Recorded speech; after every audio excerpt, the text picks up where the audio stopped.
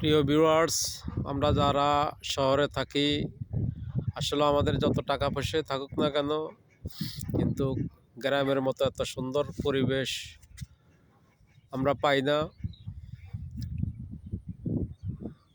গ্রামে আসলে এই সুন্দর প্রকৃতির দিকে তাকাইলে মনটা জুড়িয়ে যায়।